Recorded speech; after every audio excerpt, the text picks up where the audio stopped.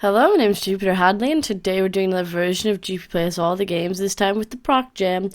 ProcJam's not technically a game jam, it's a jam where you make something that makes something, so there are a lot of things in here that are like, I don't know, graphics or generative stories, and just other stuff like that. We're going to take a look at each entry for about a minute each, 10 per video. Links to the individual entries will be in the description, so you can check them out further, and all my info will also be in the description. Thank you very much for watching and liking and commenting and subscribing. If you'd like to support the things I do, consider supporting me on Patreon, as this video is brought to you by the lovely people on Patreon who support me so I can record stuff. Right, next. We're going to talk about GroundCollapse. It looks like a tool that makes sort of landscapes, but if you go farther away, you can't like go back and see what's like what you saw before. So it's an infinite generative tiled 2D terrain or levels tool. I couldn't get the program to run and generate me a map. I don't know why. So I don't know.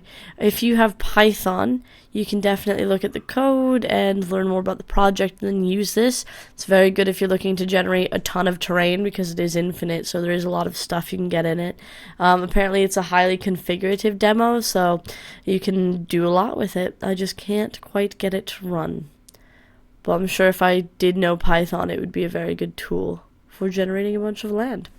The images look pretty nice. Here's like this full green one when it loads. It's just been a little slow for me today. Looks like a little heart in the middle of the land. I'm not sure if these dips are mountains and then lowlands or what, but it does look good. Next. We're playing a tarot reading. So you've come for a reading of your cards. Ooh, I love Bitsy. Looks like Bitsy. Made in like Bitsy, yeah. Return with cards from all three symbols to have your past, future, and true self laid bare. There we go. Ooh. I see, you learn, you know it. Before you lies your self card, the soothsayer drew the wayfarer in the inverted orientation. Thank you, octopus person. Sorry, I'm having trouble using the doors. Oh, my cat's here. Before you lies your past card, the harrowspec drew the wild rose in the upright orientation. The things I've seen, well, there you have it. It should come as no surprise. Okay, thank you. Oops. No, cat, do not go in front of my keyboard. Before you lies your fate card, the symbol drew the processional in the inverted orientation and link card the armor. He, so you drew the processional. He, haha, good luck. Next. We're checking out Wish You Were Here. This generates postcards, it looks like. It takes a while to generate them, though. So, exiting township. If you click run, oh, that one's way faster. Maybe the first one. I think maybe this is the only one it's going to generate for me. Like, this is the only picture. But this one's Elephant's Bay T Bay. I like the idea of procedurally generating postcards. I kind of wish this had more variety and we weren't seeing sort of the same thing with just a different title, but they were trying to generate like a lot of things if you generate a postcard, because you have to generate probably the Wish You Were Here bit, the name of the place, and the background, and some colors. So, Dreary Inlet. So I definitely think this is a cool concept. I really love postcards. So when I travels a lot, I send a lot of postcards back to my family. Dangerous Duller Land. I used to take pictures in hopes that I could get my own postcards published, but people want really default things there, it seems. Next. We're going to talk about the piano song generator. It's source code for a music generator project. If you import these files into a properly configured Java IDE, I have no idea what that is, you are able to play simple songs that are generated one note at a time by use of Markov chains. You're able to choose what scale and octave music is made in, the number of verses of the song, the chorus follows every verse, and the length of the verse/chorus. By ensuring each note is the same octave, it creates more pleasing songs. So it sounds like a lot of thought went into it. There's quite a few different things that you could tinker with or change. Generating music is quite hard, just because it's down to like how we hear and perceive music. So the idea that you have this much to configure and play around with is quite good. Sadly, I'm just unable to figure out how to actually run it. But if you're looking for procedurally generative music, there you go. Next. We're playing Bee Swarm. So we can kind of I don't know what I'm doing. I thought I could move bees, but I seem to have just put pollen down.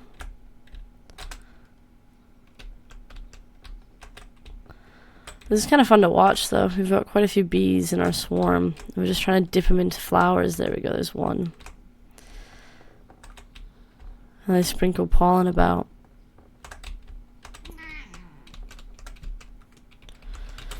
I'm not sure if any of what I'm doing is doing anything, though.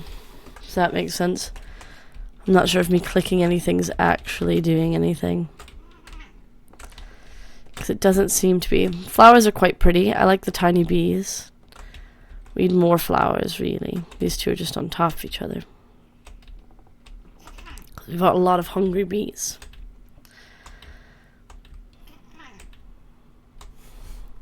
Next. We're playing Cave.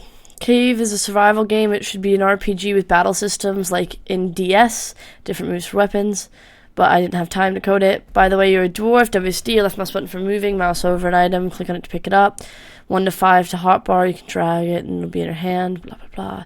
Pick up resources, hit stuff, that's all. People die if they are killed, yep. Alright, grab some resources. Do you stack? Good. I'm just sort of clicking around. I want this one to be in his inventory. We'll chop down a tree. It's a very cool looking trees. I like the vines up them. We need to make like... We need to make... I don't know. More torches, I feel. We can't cut that. Alright, that's fine. That's where we sleep. We do light up a little bit, but the game is pretty dark.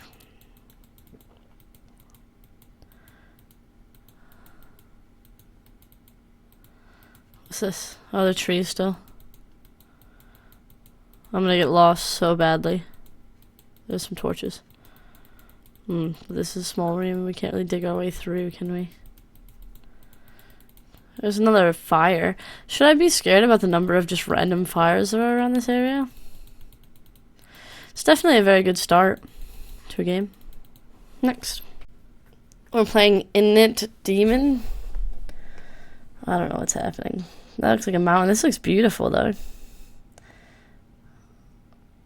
My controls are inverted, which makes me feel like I'm upside down. It says, a virtual window into a well of tortured souls suspended in the ether. Press 0 to return to the secret keepers. Oh, so you just press 0 to return to 0, it seems. I guess we keep looking around. I mean, this is the big thing, isn't it? We move around, like, around it. It seems arrow keys also moves you. Torture Priestess. This demon manifests itself in the minds of seers. The demon's human form was slain by infection. The reason for their curse, cursed by witch. Thank you. Okay, so arrow keys also makes more words appear, feels like, or I find words easier. The Phlegmatis Grim Memory. This demon manifests itself in the corners of our vision. This demon's human form was slain by failed science experiment. The reason for their curse, their deity did not exist. Just look around for a bit. I like the stuff that's generating these descriptions. I'm guessing it's generating these descriptions are very good. That looks like a little demon. Oh, there's a couple bits here. Next. We're checking out YarnSpinach. This is a bunch of tools, actually, for generating. So we've got a bunch of people that were generated. 5 friends and 1 enemies. This is Freeman Aguilar. Knock, knock. Freeman is pleased because Thomas borrowed some money from Weldon. Freeman explains Thomas borrowed some money from Weldon. Okay, let's find Weldon then. Well, let's find Thomas. Thomas, improve relationship with Brett. Okay, that's what Thomas... Oh, I need to be better friends with Brett, it seems.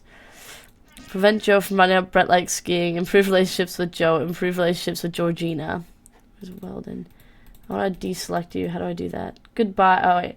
Barry usually finds Brett's lost items. Goodbye. Okay. Brett. Let's find Barry. Prevent Joe to find out that Barry usually finds Brett's lost items. Okay. Knock, knock. Thomas likes fashion. Change his light bulb. Weldon approves hiking. Goodbye. Weldon approves hiking. Weldon's pleased because Joe did a favor to Denver. Joe did a favor to Denver. I could say Thomas likes fashion. Barry usually finds Brett's items. Barry usually finds Brett's items. Weldon praises Georgina for being always on the lookout. I feel like that was a bad thing. I feel like that was a thing we weren't supposed to do. She's always on the lookout. Georgina's unhappy because she lives in an old building. Joe usually steals Brett's watch. Thomas likes fashion. Thomas likes fashion. Georgina criticizes Drew for always being on the lookout. Always looking for an excuse to fight. This is a weird game. I don't really know what I'm doing, but it's kind of funny following these conversations. A weird game. It's actually a tool, but... Next. We're checking out Tiny Galaxy, which basically creates a tiny galaxy for us to explore. We can kind of click on planets to go deeper. These planets look cool. I hit WSD to sort of move around. Let's see what happens. We can also stop time, like with Shift. And take a look.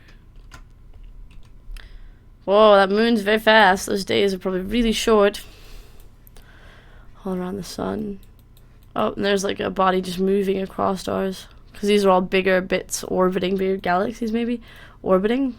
That's a cool looking planet. I like the texture on these planets. It's very nice. Ooh, that's a black hole. There it is. It's a black hole just wandering around. Awkward. This planet being so blue, it's such a nice color. Well, I was trying to get that other blue one that's rushing around, but I couldn't. Next.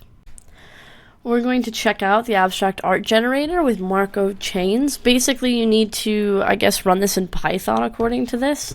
Put the images you want to put in the same directory, and then image generator.py, change the folder variables. So I don't know how to do all of that because I don't have Python. But basically, you can input an image, and then it will generate a different image. And these are some of the examples. That's very beautiful. I would hang that on my wall, actually. It's rainbow.